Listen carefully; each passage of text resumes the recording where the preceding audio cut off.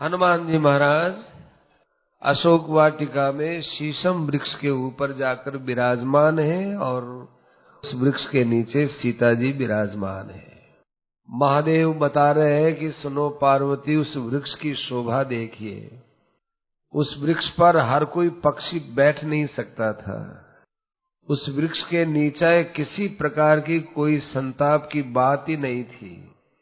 हनुमान जी ने देखा कि सीता जी एक चोटी धारण की हुई है और मलिनांबर पहनी हुई है, पृथ्वी पर ही सोती है और उनके होठ से केवल भगवान के नाम का उच्चारण हो रहा है। सीता जी की इस अवस्था का दर्शन करके हनुमान जी मन ही मन में बड़े खुश होते हैं। मेरा भाग्य खुल गया, वन में मुझे राम जी के दर्शन हुए, सबसे पहले मुझे ही दर्शन हुए और इधर सीता जी के भी दर्शन सबसे पहले मुझे ही हुए। भगवान राम साक्षात परब्रह्म परमात्मा है। उन्होंने हमारे कितने बड़े काम को पूरा किया कि अपने दर्शन दिए और सीता जी के दर्शन करवाए। इस प्रकार की हनुमान जी महाराज विचारधारा में डूबे आनंदित हो रहे थे। इधर कोलाहल हुआ, बहुत कोलाहल होने लगा, किलकिल शब्द हुआ, कोलाहल हुआ। हनुमान जी एकदम सतर्क हो गए, क्या हो रहा है, किम एतदिति। और थोड़े ऊपर जा करके वृक्षों में लीन हो गए।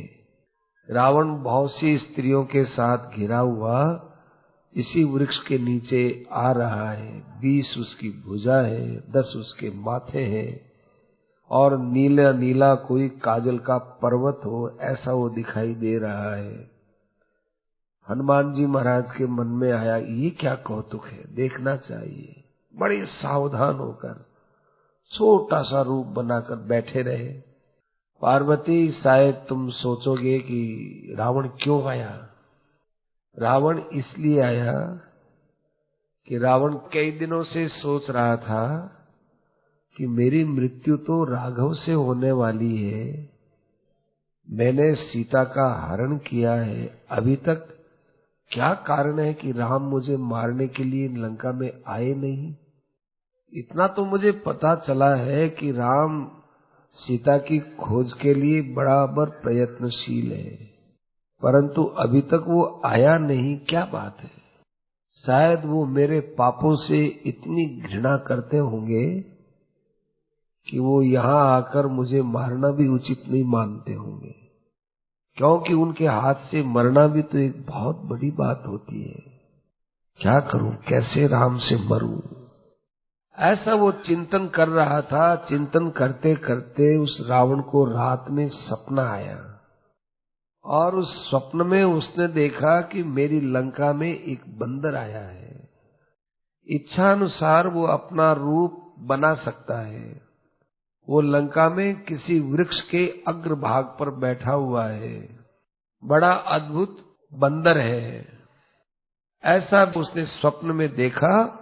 तो प्रातःकाल होने पर उसने सोचा कि मेरा स्वप्न सत्य हो तो बहुत ही अच्छा है।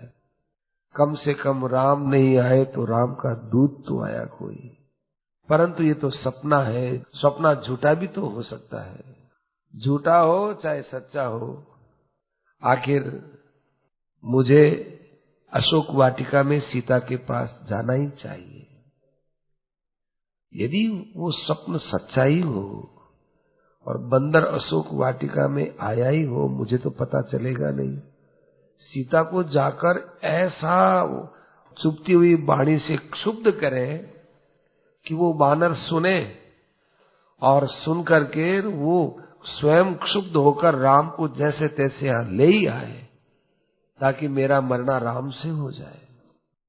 ऐसा विचार करके बहुत सी स्त्रियों को साथ में लेकर ऊपर से डरावना रूप बनाया हुआ सीता को धमकाने के लिए रावण अशोक वाटिका में आया।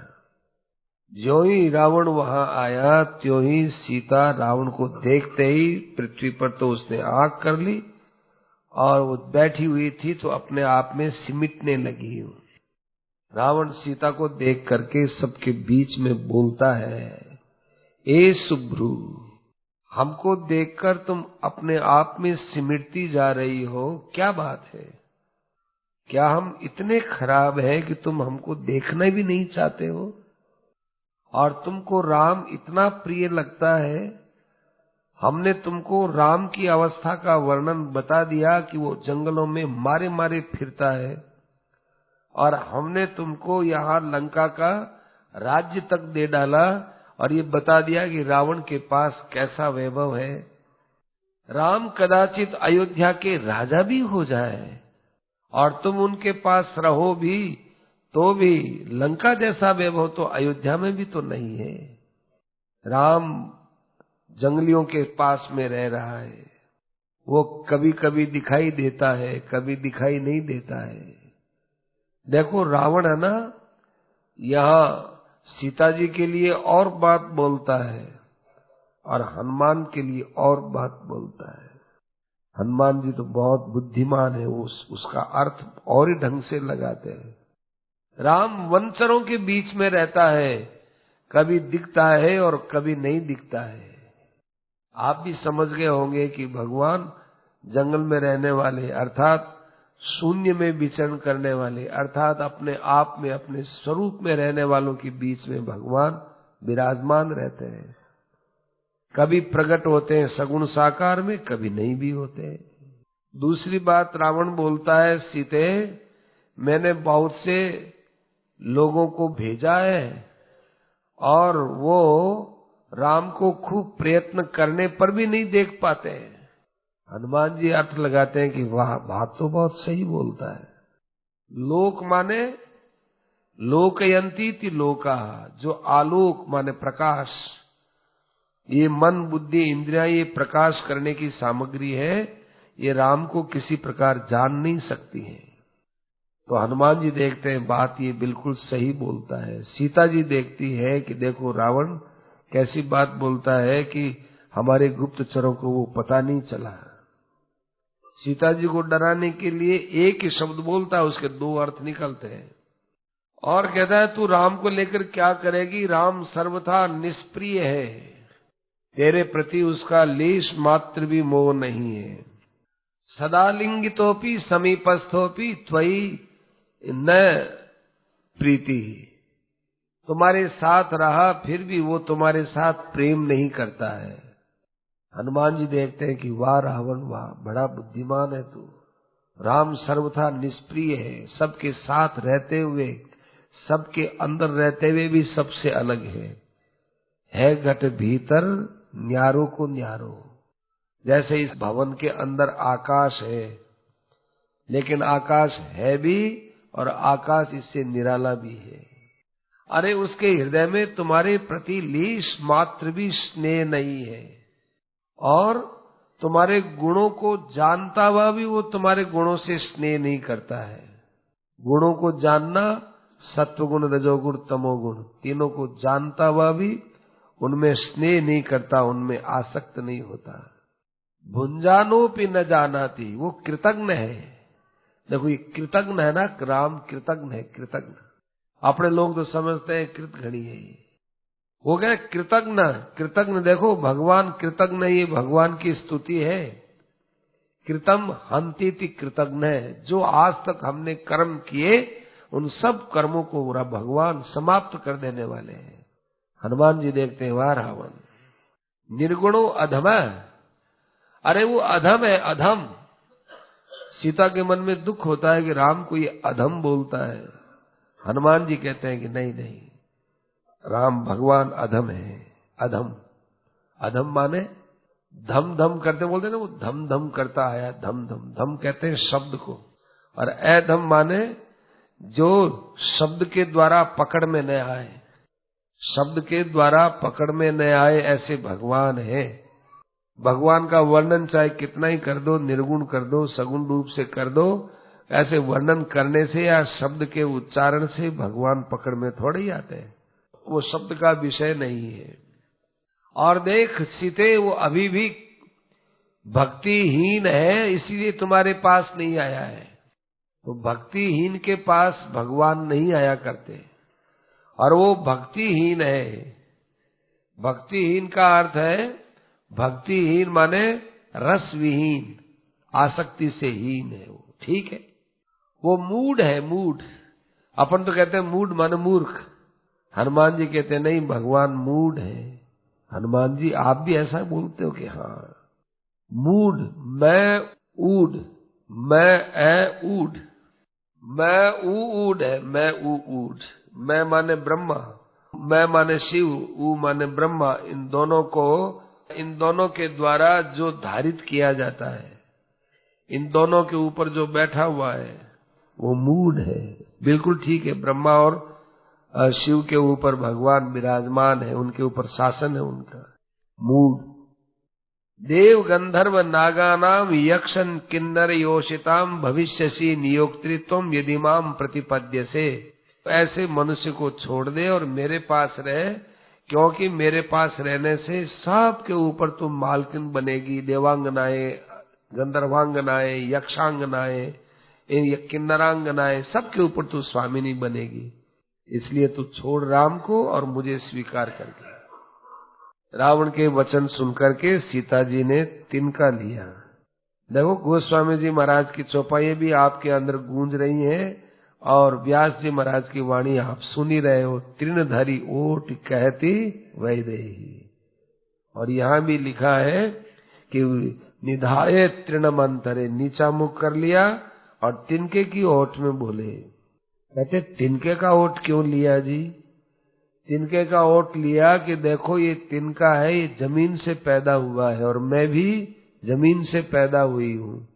सीता जी संपूर्ण जगत को शिक्षा देते हैं कि अपने पति के अलावा किसी पुरुष से बात करो तो अपने परिवार का कोई न कोई सदस्य साथ में रखो, अकेले में बात मत करो। भाई रहे कोई और रहे उसके साथ में बात करो, कायदा है ये।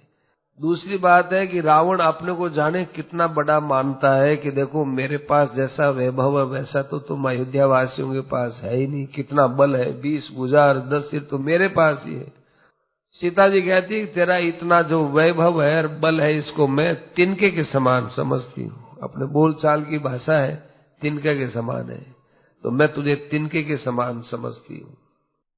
सीता जी कहने लगे रावण तू अपना बल पौरुष तो बहुत बताता है, लेकिन जिस समय तू पंचवटी में आया, हमारी कुटिया में आया, तो तू एक राम से डरता हुआ भिक्षुक का रूप बनाकर क्यों आया था? तो इसी रूप में आता ना, इसी रूप में तू आया होता तो वहां और ही बात होती। राम और लक्ष्मण थे नहीं, भिक्षुक का रूप बनाकर आया ताकि मैं तुमको समझ नहीं सकूं।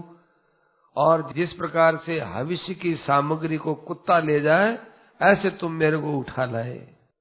कभी कोई भविष्य की सामग्री नारियल है, बड़ा पवित्र फल है, कुत्ता उसको उठा के ले जाए तो इसमें सामग्री क्या करेगी बेचारी? ऐसे ही मैं अकेली बैठी हुई थी, राम थे नहीं, लक्ष्मण जी थे नहीं, उस समय तू भिक्षुक का रूप बनाकर मेरा हरण करके लाया। अरे नीच, तुझे इसका फल तो मिलेगा। राम के बाणों से तू बिंधा जाएगा। तूने राम को एक मानव समझ रखा है, पर वो दिन आएगा जिस दिन तू राम को अमानुष समझेगा, तू मानेगा कि राम मनुष्य नहीं है। वो दिन आएगा। रावण अंदर ही अंदर इतना खुश होता है, मन ही मन में सोचता है कि वाह सीते, इसी दिन की तो मैं प्रतीक्षा कर रहा हूँ। वही तुम मुझे शाप दे रही हो, मेरे लिए ये वरदान है। वो समुद्र को सोख के आएंगे अथवा समुद्र के ऊपर बाणों से पुल बना करके आएंगे, पर आएंगे जरूर और तुझे मारेंगे जरूर। युद्ध के अंदर लक्ष्मण सहित राम आएंगे और तुझे मारेंगे, तेरे भाई बंधुओं को मारेंगे, तेरे पुत्रों को मारेंगे, तुम्हारी सेना को मारेंगे और मुझे यहां से लेके जाएंगे। ऊपर से क्रोध करता हुआ रावण बोलता है तलवार निकाल करके, ए सीते, मेरी तलवार के नीचे तू बैठी हुई है। राम यहां तेरी मृत्यु सुनते ही आने का कोई मन ही नहीं करेगा, अभी मैं तेरा सिर काटता हूं। जनक राज की बेटी होने के नाते मैंने सोचा कि शायद तुम कुछ विचार पूर्वक सोचोगी, तुम्हारे अंदर कोई विचार नहीं रहा। मंदोदरी ने कहा कि महाराज ये क्या करते हो? पतिम पति हिते रहता, पति के हित में रहने वाली मंदोदरी ने समझाया, इसको बिचारी को, दीन दुखी को क्यों तंग करते हो आप? ये इस समय दुखिनी है, ये कुछ भी कहेगी, इन बातों को आपको सहन करना पड़ेगा। ये अबला है, दुखी है, इसके वचनों को ज्यादा गहराई से मत ले और इसको दुख मत दो। आपको आखिर सीता से मतलब भी क्या है? आपके यहाँ सीता से बढ़ चढ़ करके बहुत अच्छी अच्छी देवांगनाएं, गंधर्वांगनाएं, नागांगनाएं हैं, फिर आप सीता को क्यों कष्ट देते हो? रावण कहने लगा कि ए राक्षसियों, मंदोदरी की बात मैं जानूं और ये जाने, पर तुमको मेरी आज्ञा है कि तुम जैसे भी हो सीता को डराओ, धमकाओ, बहकाओ, कुछ भी करो, हर तरह से इसको तुम तर्जना दो, भय दिखाओ, आदर की भी बात करो, प्रेम से बोलो, कैसे भी करो, हर हालत में तुम इसे लंका की रानी बना दो। 2 माह के अंदर अंदर सीता ऐसी होनी चाहिए, नहीं होगी तो ये सीता मेरा प्रातःकाल का भोजन बनकर के मेरे यहाँ लाई जाएगी। इतना कह करके वो वहां से रवाना हो गया। हनुमान जी महाराज ये दृश्य देखते हैं, कभी कभी खून खौलता है, कभी शांत रहते हैं। मुझे तो मना किया है, जामवंत जी ने मना किया है, नहीं तो मैं अभी इस रावण को देख लेता, पर कहा कि अच्छा नहीं है, राम जी के यश का क्या होगा? आखिर राम जी की पत्नी है, राम ही रावण को मारेंगे, राम ही ब्रह्मा के द्वारा प्रार्थित है, अतएव राम का ही आना उचित है। पर मैं भी ये कैसे सुन सकता हूँ, इसमें धैर्य रखा उन्होंने। देखो हनुमान जी महाराज है ना, सबको वाक संयम की शिक्षा दे रहे हैं यहाँ। कभी कभी आदमी ऐसे मौके में फंस जाए तो क्या करे, थोड़ा वाणी का संयम रखो और उस बात को गंभीरता से सोचना चाहिए। इतने हमारे हनुमान जी महाराज अगाध गंभीर विचार करने वाले हैं, बहुत गहराई से। हनुमान जी चुप रहे कि और देखते हैं, देखे क्या होता है। इतने में ही वो राक्षसियां सीता जी के पास आती है, धमकाती है, एक छोकरी, तेरी जवानी यूं ही रोते रोते चली जाएगी।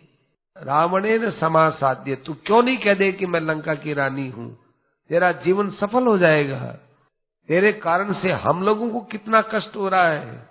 दूसरे ने कहा कि ठहर ठहर, ये ऐसे मानने वाली नहीं है।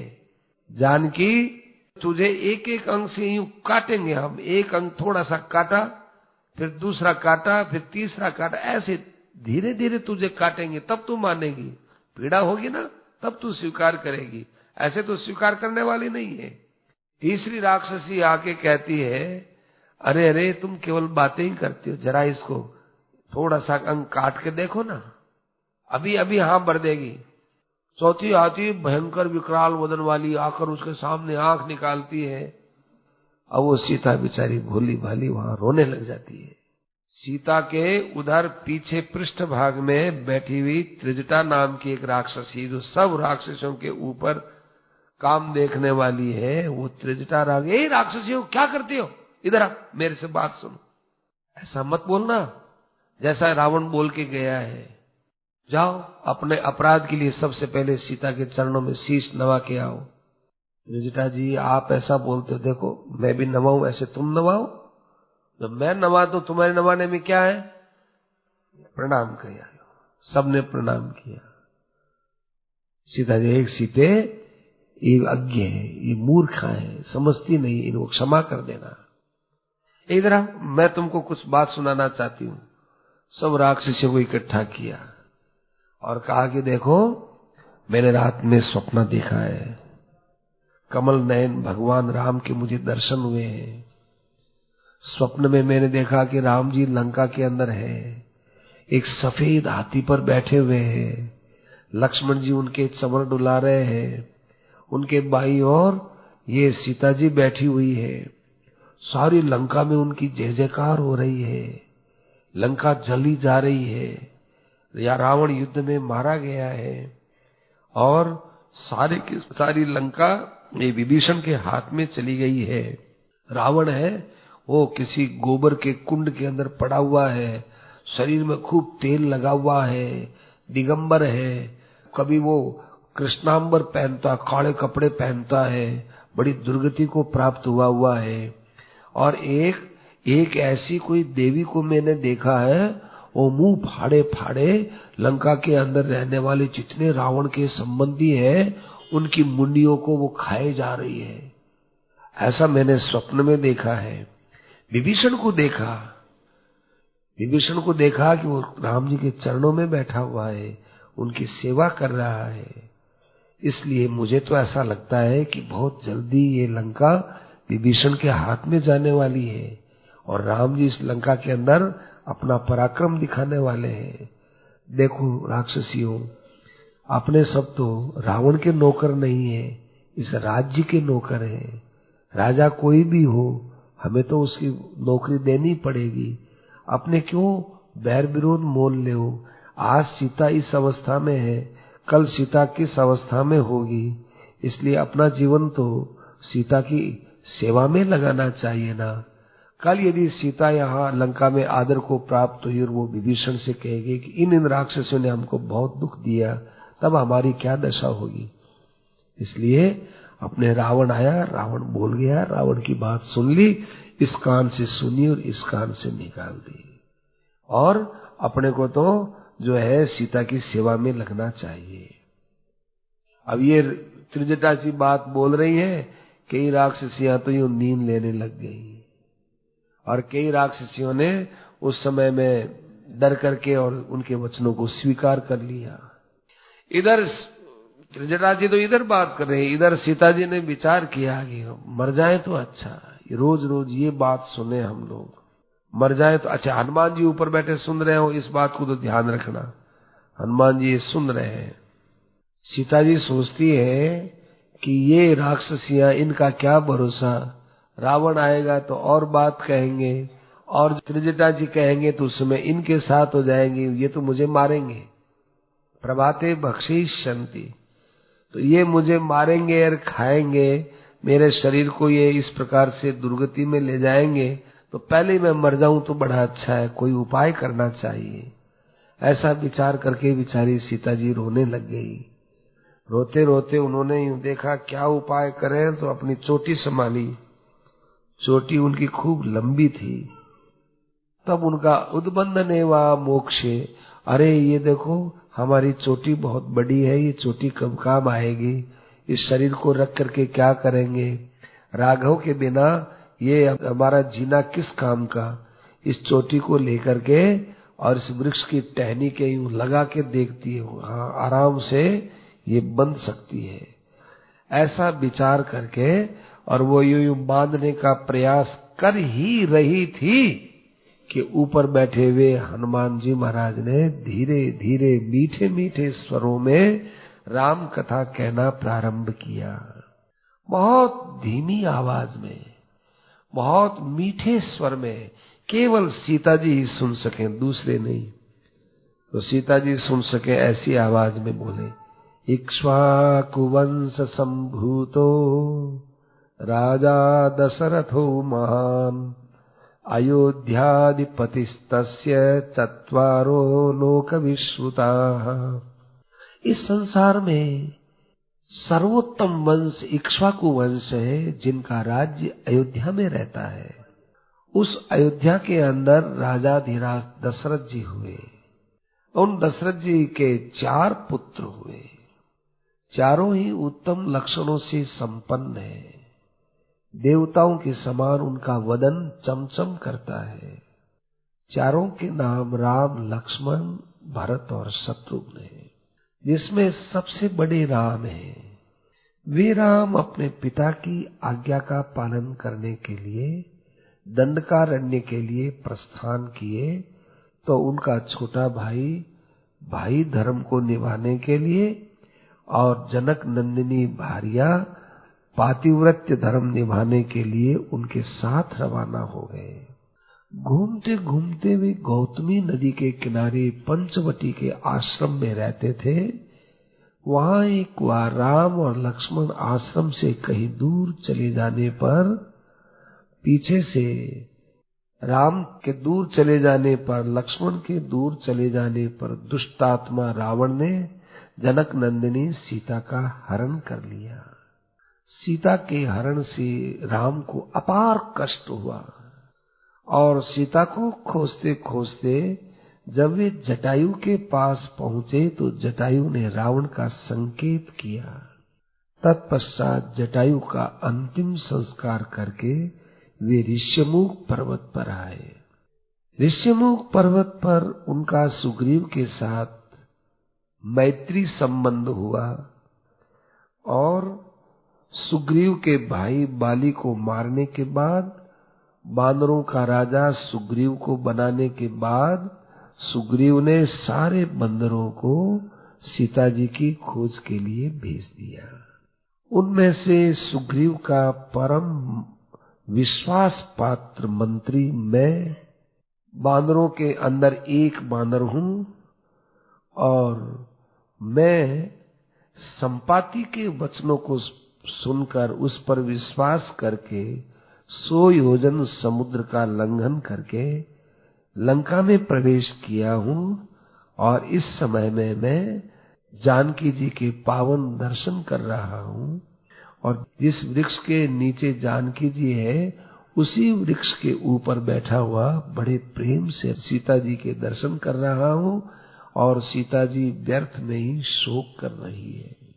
मैं बड़ा कृतार्थ हो गया कि आज मैंने सीता माता के दर्शन किए, मैं कृतकृत्य हो गया, मैं आनंद में डूब गया, मेरा लंका में आना सफल हो गया।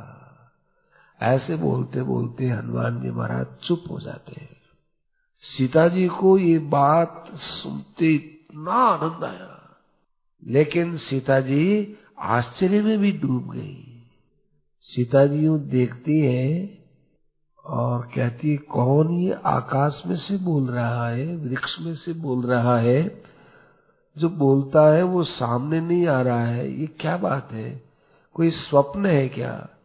नहीं नहीं, स्वप्न तो नींद में आते है। नहीं नहीं, स्वप्न में ये पता थोड़ी चलता है कि स्वप्न है कि जागृति, वो तो सत्य मालूम देती, शायद स्वप्न आ रहा होगा। नहीं, नींद नहीं आ रही है ना, तो क्या मेरे मन में कोई भ्रांति हो रही है? वो भी नहीं लग रही है, मैं सब सुनती हूँ, समझती हूँ, मेरा विवेक काम करता है, फिर भ्रांति भी नहीं है। पर ये कानों के लिए, मन के लिए अमृतमय वचन मैंने आज लंका में आने के बाद पहली बार सुना है।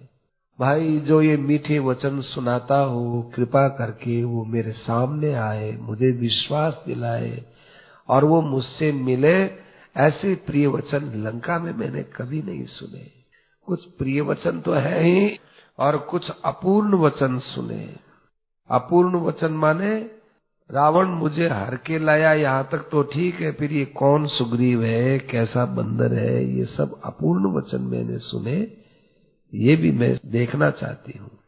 हनुमान जी महाराज धीरे धीरे बड़े कायदे से, अदब कायदे से टहनी से नीचे आकर एकदम सीता जी के सामने आकर जमीन पर प्रणाम करता है।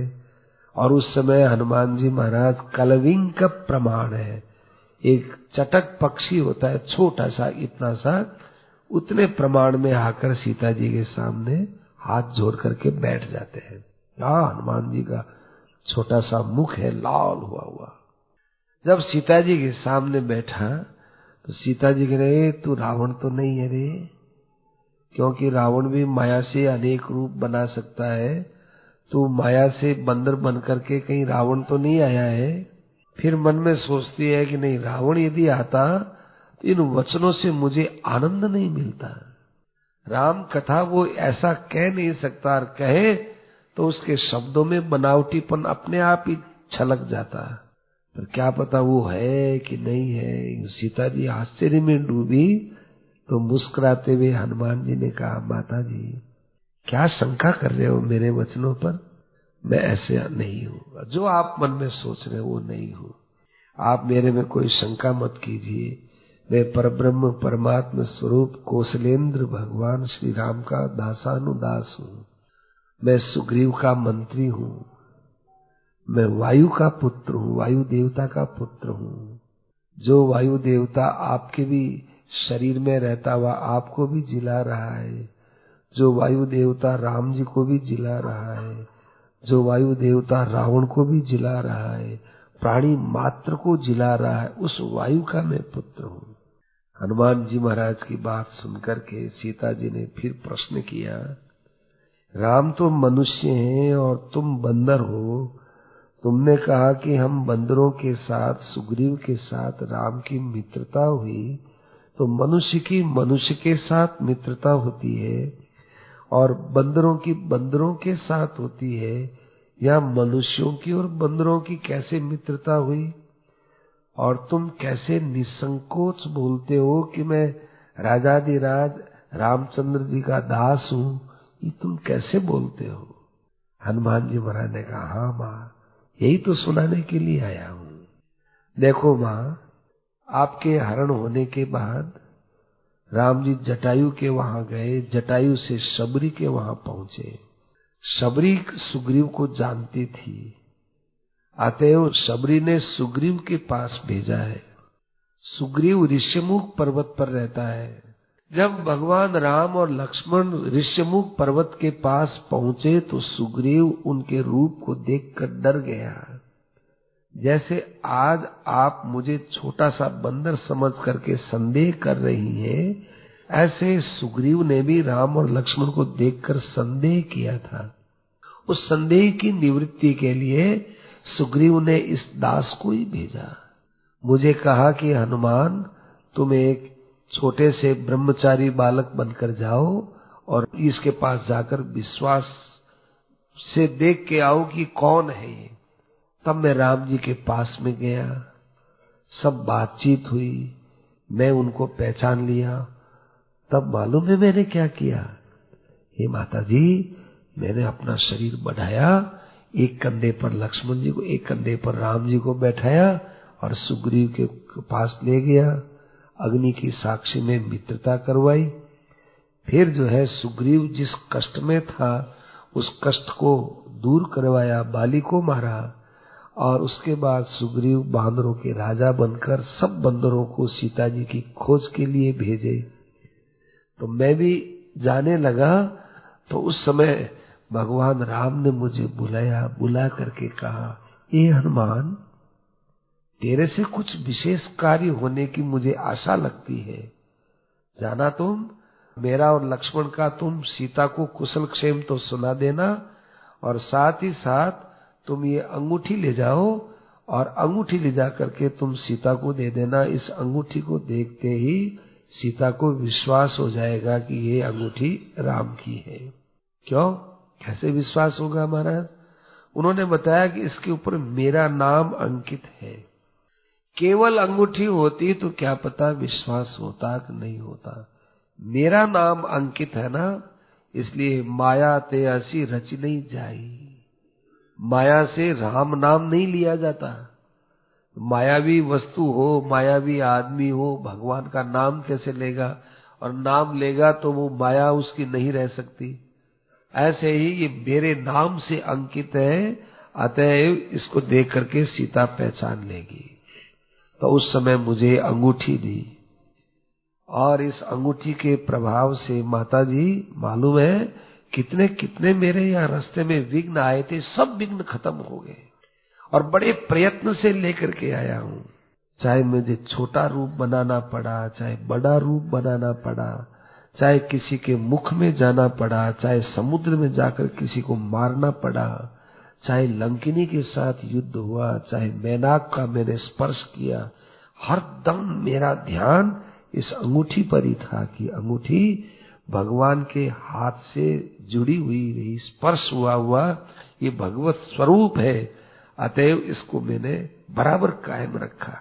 ये अंगूठी है, ये अंगूठी आपको दी है। दूर से देकर ये रखकर हनुमान जी महाराज दूर हो गए। सीता जी ने वो अंगूठी ली। अंगूठी लेकर के सीता जी ने राम जी का नाम देखा तो उसको सिर पर रखा और कहने लगे कि हे वानर, तूने मेरे प्राण बचा लिए। हाँ माँ, मैंने देखा था कि आप चोटी से एक टहनी से अपने गले को बांधने जा रही थी। बस तू यदि ये राम कथा नहीं सुनाता तो मेरे प्राण हाथ चले जाते। सचमुच राम से भी बढ़कर राम जी की कथा है। राम जी की कथा से देखो मेरा संकट दूर हो गया। अब तुम जाओ, राम को जाकर सब बात सुनाओ। उनको ये बात जरूर सुना देना कि 2 महीने की अवधि मिली हुई है। और हनुमान, मुझे मालूम है तुम बोलने में बहुत चतुर हो। तुम राम के सामने इस प्रकार से बोलना, इस प्रकार से मेरा दुख निवेदन करना कि राम फिर उस दुख को सुनकर के टिक न सके और वो बड़े त्वरा से यहाँ आए और यहाँ आकर के रावण का वध करें। तुम इस ढंग से बात बोलना। वानरानी के पै शारदम हत्वा रावण माहवे। चाहती तो मैं यही हूं कि सब बंदरों के साथ राम आकर के इस रावण का वध करें और मुझे मुक्ति दिलाए, और उनका पुरुषार्थ भी बढ़ेगा, यश भी बढ़ेगा। लेकिन तुम इस युक्ति से बात कहना। ये हनुमान जी ने कहा, हे देवी, इसमें युक्ति लगाने की बात ही क्या है? जो मैंने आंखों से देखा है और जो मेरे हृदय में भाव आया है वो तो भाव आया ही गाना। सुग्रीव चैन से रहने वाले नहीं है, क्योंकि सुग्रीव का बहुत बड़ा उपकार राम जी ने पहले किया है। ऐसा नहीं कि सुग्रीव को अब कोई उपकार की आशा हो। सुग्रीव को जो मिलना था वो मिल गया, इसलिए सुग्रीव उस उपकार को याद रखते हुए इतने उत्साह से आपके प्राप्ति में सहयोग करेंगे कि वो किसी बात की परवाह नहीं करेंगे।